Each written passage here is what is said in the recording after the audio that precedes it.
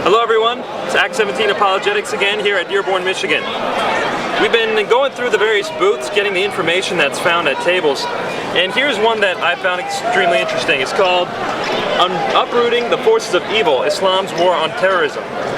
Now when we go through the pamphlet, we see information provided that Muslims are against terrorism, against fighting, against violence whatsoever.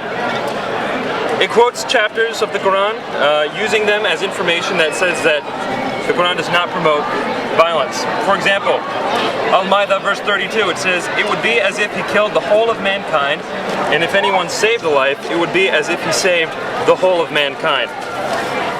In addition, it quotes verses against suicide bombings, such as Surah Al-Nisa verse 29, "Do not kill yourselves." Thus, this pamphlet uses Quranic verses and sources to show that violence is not allowed, and it also uses hadith without giving any of the references. For example, Abu Bakr saying, "Do not kill women or children or a senile person, do not cut down fruit-bearing trees, etc." Also Muhammad saying, "Whoever intentionally kills himself will be punished in the fire of hell." So we see Quranic verses being used with the sources and ahadith being used without the sources in order to promote that Islam is not a religion of violence. That's what this pamphlet says.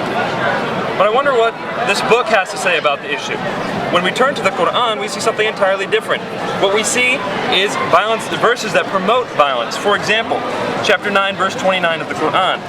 "Fight those who believe not in Allah nor the last day, nor hold that forbidden which hath been forbidden by Allah and His Messenger, nor acknowledge the religion of truth from the people of the book until they pay the jizya with willing submission and feel themselves subdued." What was this verse? This is chapter 9, verse 29 of the Quran, one of the last verses of the Quran that was revealed right before the Battle of Tabuk, a year or so before Muhammad died. So, the final marching orders of Islam is actually to kill people. What do we actually see in the ahadith as well? We see Muhammad saying that jihad is of the greatest commandments in Islam. That jihad is something worth dying for, and it's in fact the best thing in life. That the only reason Muhammad would ever come back to this world would be to die again in jihad, and then he hoped he'd come back to die again. These are the ahadith we find in Sahih Sitta. This pamphlet is telling us other things. Now, the fact of the matter is, either the pamphlet is something that was written sincerely, truthfully, or it's deception. Now, if it was written truthfully, we should be able to clarify these things by talking to the people at the booth. How about we give it a shot? Let's see what the people at the booth have to say about this pamphlet.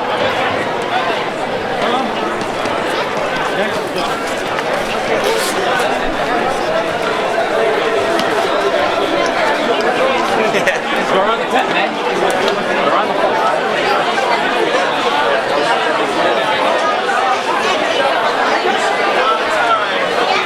Got questions, they got answers. You got the question. You got questions about this pamphlet? Can we turn the camera off?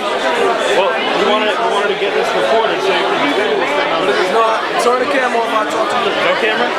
Alright, so what we see here is that we are told Islam got questions, we got answers, but they do not allow it to be recorded.